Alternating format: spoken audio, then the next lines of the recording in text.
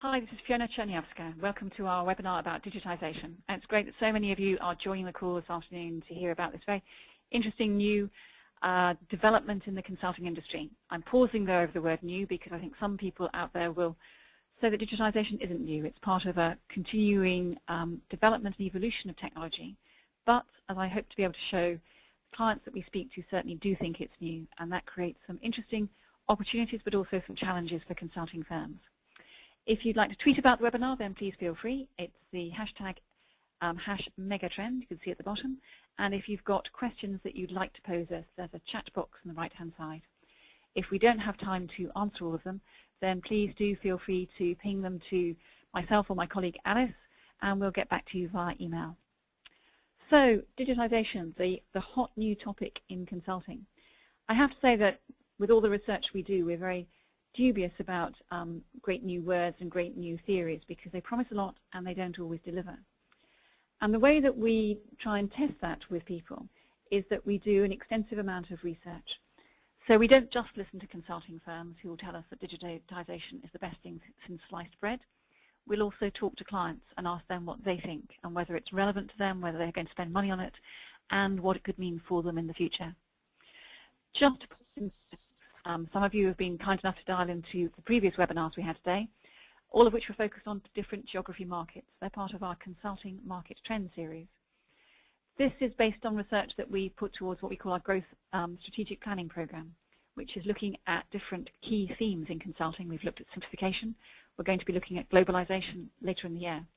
And looking at the consulting industry from a global point of view, trying to tease out the main themes that will shape the industry in the next year or so. We also, just for your information, look at content strategy, so around thought leadership, and we work with people about client feedback, helping them understand what their clients want from them and how they see them and how they're differentiated in their clients' eyes. So, digitisation. I think it's appropriate to start with what clients are saying about this. So it's something that we hear from a lot of clients, although the percentage of people talking about it varies from country to country. So if we were talking to an American client, we'd say that there was a 8 out of 10 chance that they will talk about consulting in the digitisation space. And if we were talking to somebody in France, it might be more like 5 people out of 10 would mention this. So quite a wide variance in the extent to which people are interested in digitisation. But what are they saying? Well, I think they're saying some very interesting things that put it in the context of previous bubbles. And I said we're very cautious about this. We like listening to what clients have to say. But you can see here the various quotes that say it's coming to the fore in the business. There's a wider debate about which way technology should drive change. But I think that one at the top really sticks out to me, which is we're not the first, but we know we have to keep up. We had one client who told us that he worked for a manufacturing company, a heavy manufacturing company, so it wasn't Caterpillar, but think kind of Caterpillar-like environment.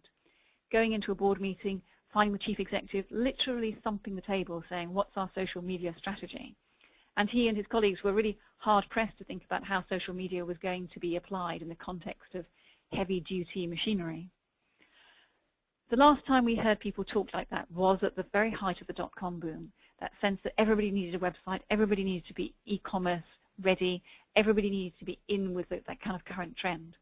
And there's something of digitisation about that we have to be wary of, but also recognize that it's as much a sign of what people want from technology that matters. It's a perception. It's a belief that digitisation is in some way the ability to be able to right all of the business wrongs that they encounter in their daily lives. I think it's important, though, to also recognize that digitisation is seen as something that clients associate with growth, whereas traditional IT is a cost, it's an overhead to be managed, to be cut back on, to be really ground down in terms of the amount of effort they're willing to put into it. Digitisation is something that helps them communicate with different customers, build new products, monetize services. It's about growth, it's about revenue generating, it's not an overhead. I think that being said, we're also starting to see a way in which digitisation is starting to evolve.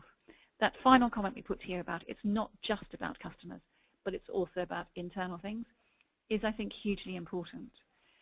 The clients we speak to are increasingly seeing that they've done some work around customer engagement. It's still part of what they want to do, but actually digitisation has an applicability well beyond the front line. How can they use it internally? How can they use some of the ideas around digitisation to change the way they do processes, to increase productivity, to simplify their businesses, to make them, to reduce their costs? And I think that will become one of the driving forces behind digitisation, taking it to even more greater levels of activity and promise than we've seen in the last year or so. But probably the quote to start off with here is the person who said to us, well, we're working on a digital strategy, but I have no idea what that means. The sense that executives are sitting around working on being digital without knowing what it is, which makes it probably incumbent on me to say what we mean by it. So just to head off all those questions that people will otherwise email to us to say, what do you mean about digitisation? This is our definition: exploiting the opportunities to change products, processes and business models by converting analog information, so stuff if you like, into digital information. Some aspects of it have been available, but it's things like cloud technology and analytics, which really opens up the possibility to create an Internet of Things, a kind of ability to track stuff that we haven't tracked before and make use of it. So if that's what we mean by digitisation, why are consulting firms so interested in it, and why are they talking about it? Well, it's simple. It's a simple reason. It's all to do with money. There's a very large pot of money associated with digitisation. We've done some analysis that works out what proportion of digitisation, what proportion of consulting work could rightly be called digitisation according to our definition across different sectors and across different services. So it's not that digitisation sits above those, not necessarily in addition to traditional things, but it's cannibalizing them, it's reforming them, it's taking a part out of them. And if we add up all of those parts, then we get to a figure which is in the region of $15 billion a year spent on this. I would say, though, a couple of points of caution about this.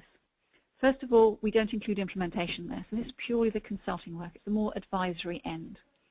And secondly, many of you on this call will know that we focus on what we call big consulting, which is consulting done by consulting firms which have more than 50 consultants in it, typically for client organizations with a turnover in excess of $500 million. So we don't try and capture the very long tail of consulting, of independent consultants and very small firms, nor, because we look at consulting, do we capture the part which is done by advertising agencies and other creative agencies. We're looking into how we can analyze that, but our figure is purely looking at the traditional consulting space and saying, what part of it do we carve out and say this should rightly be called digitisation? Now, of course, the proportion that we would take from each sector or service varies.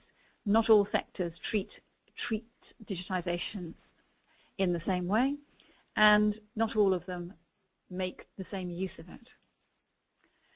It's also important, I think, to recognise, this is something that comes out in the survey that we've done about this, that digitisation isn't entirely replacing all of the interest and investment clients need to make in spending on traditional areas of IT. Indeed, in many ways, they still need to spend on their ERP system to create the plumbing, the infrastructure on which their digitisation projects can sit. So we're actually seeing a growth of interest in traditional IT consulting alongside that of consulting in the digitisation space. So here are two different charts showing which I hope throw light on that.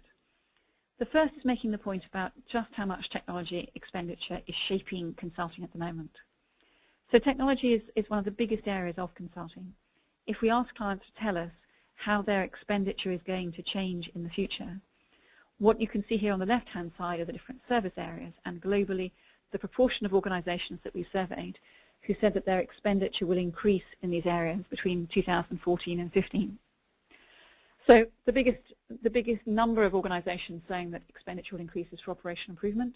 In total, just under half of the organizations we talk to say that their spend in that area will increase. It's very slightly less for technology, a mere 47% say it will increase. But if you look at the balance here, actually 23% of organizations say that their expenditure on technology will increase by more than 10%, whereas only 19% of operational improvement, of people say operational improvement will increase in excess of 10%. So it's not just that technology is going to be an area that many organizations plan on spending more, but we've got more organizations there planning on spending proportionately more money on this. So it's going to be a big magnet for activity and for expenditure and investment over the next 1 to 2 years. We've also asked clients to break down their expenditure and their sense of what the future will hold based on simply separating out existing technology from new technology. Now, this division between the two comes from clients themselves. The more we listen, particularly to CIOs, the more we have a sense that the IT market as a consulting market is splitting in two. On the one hand, we've got all the work that happens around existing systems. It's probably, you can see here, actually the biggest area of growth. So 87% of organizations say that they're going to be doing more work around improving their existing technology. And of those 87%, 45% say it will increase their use of consulting work. That's higher in both cases than the number of organizations saying that they'll use new technology. So we would assume from this, and I think, again, all of our interviews bears this out, that there's just an edge of increase around the existing technology, which is ahead of all the new technology. But both of those are above average in terms of the level of activity that organizations assume and the extent to which that activity will drive consulting use. You can see here that the average globally across all the different initiatives that we ask people about is 80%. And both types of technology are higher than that. Similarly, about the use of consultants, it's 38% on average, but 41% and then 45% around new and existing technology. I said before that this represents a split in clients' minds, and I think it's a split between clients who see the left-hand side, the existing technology. This is something they have to spend money on because it's probably not functioning properly, it's probably quite expensive. It may now, after several years of lack of investment, actually be quite elderly. So they need to invest in that space. They may not want to, but they have to. They also think it's a commodity space. There are lots of suppliers. They can drive down prices. It's something that they can manage very tightly. That's quite different to their attitude to new technology. If we ask them to describe the kinds of firms they want to work with there, they talk more about the kind of relationship between new technology and the growth agenda, customer service. It's a front office thing. It's going to help generate revenue. It's a very different attitude. And that leads them to spend and use consultants in a different way. It may be smaller projects, but they're higher margin projects. They require more specialist skills. And I think that difference, the Jekyll and Hyde of IT consulting is going to become increasingly important for firms. It may be quite hard for a firm to be both people, but they have to choose between the commodity ERP side of things, or are they going to go down through the digital space? And of course, there are new entrants in both of those areas who focus on just one or the other. So it creates an opportunity for a lot more competition within the consulting industry, even though it's also promising a great deal more growth. But digitization is important, not just because it's going to drive up expenditure around technology consulting.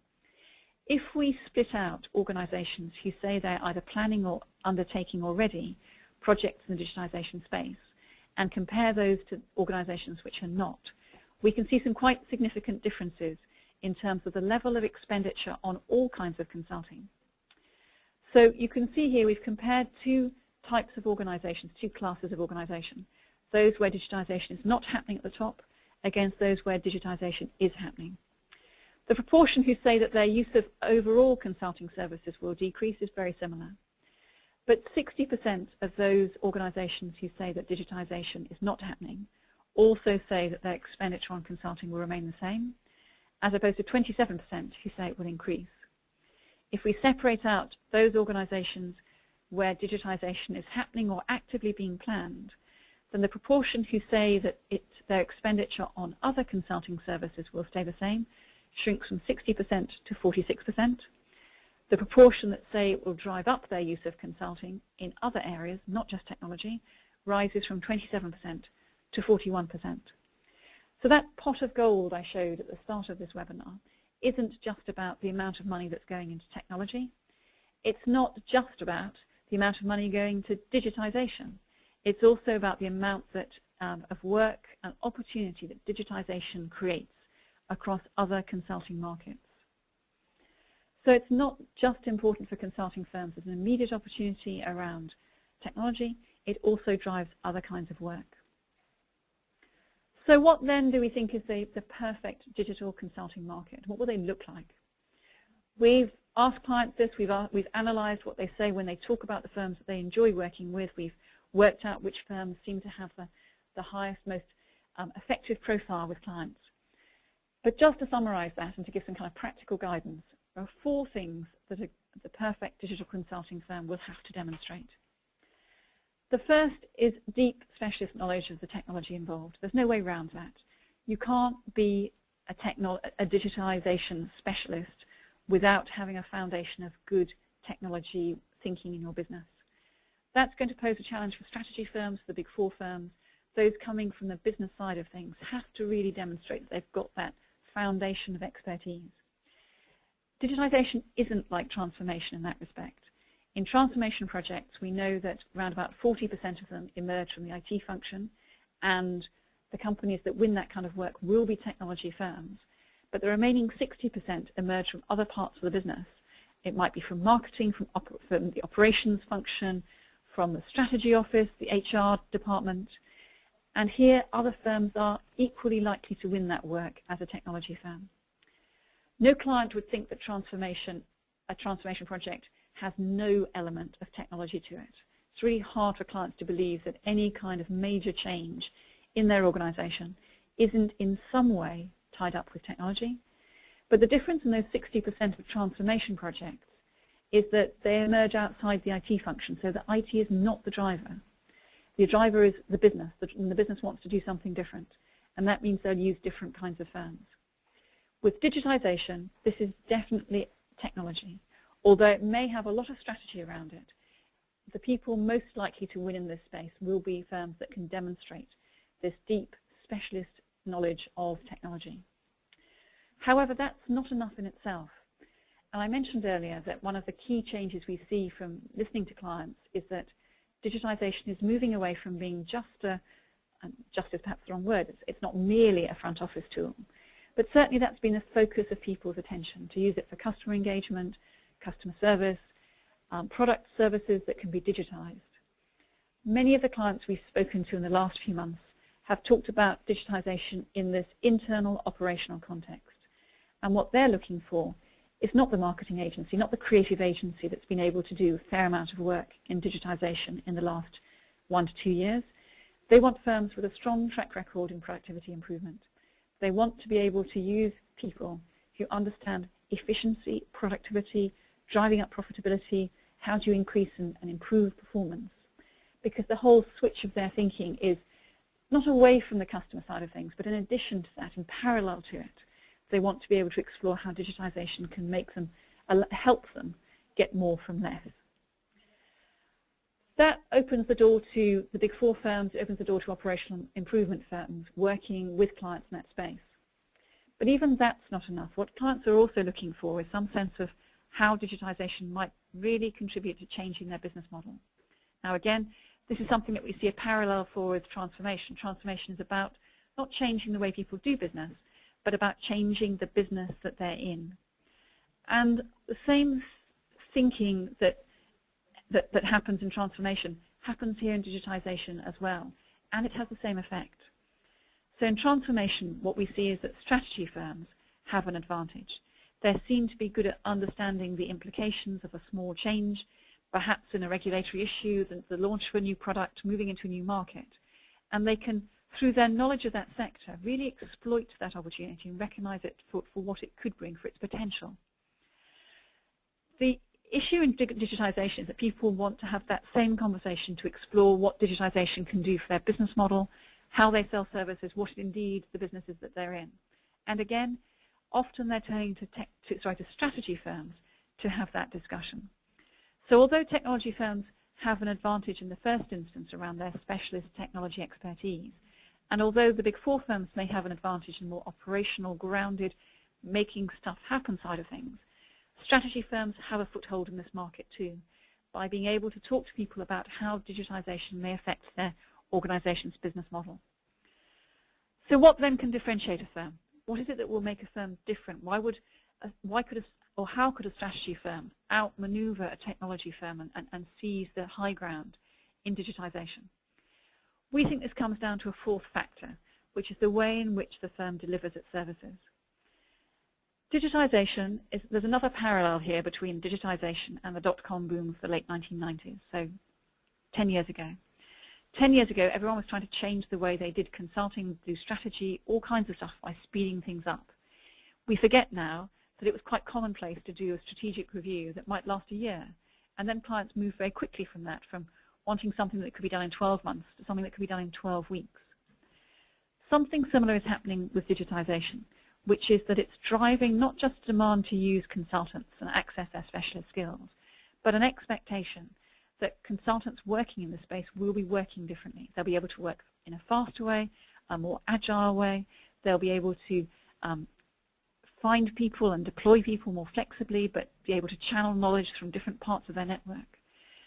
So much as was true 10 years ago, this is an opportunity which is around changing the business model of consulting as well.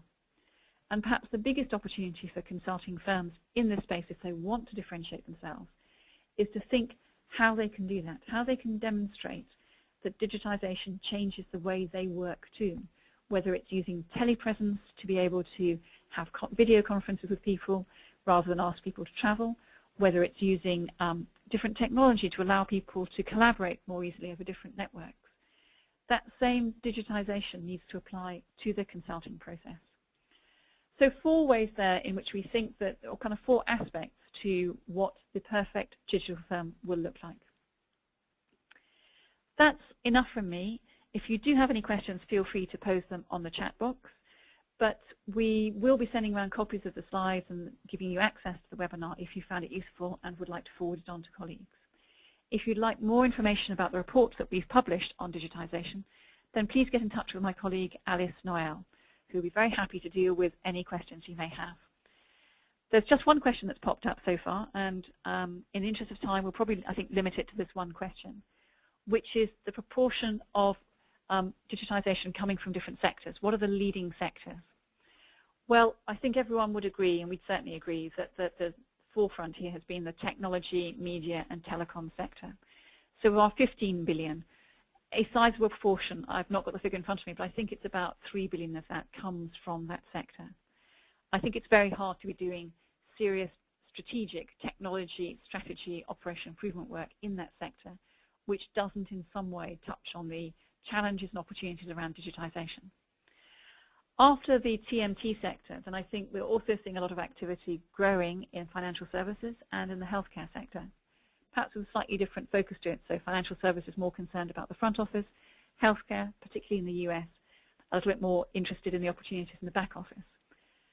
However, we see less use of digitization at the moment in manufacturing, in particularly energy, the utilities area. So sectors, no doubt, that will become important markets for digitization, but at the moment we think that the technology, media and telecom sector, financial services, and I'm sorry, also retail, obviously retail, with all the omni-channel work that's going on, these are the really important sectors for the digitization work at the moment. So enough from us. I think that's hopefully that was a useful survey of what's going on in digitization. If you would like more information, then please do get in touch, and otherwise it remains for me to thank you for listening and also to wish you a very good weekend. Goodbye.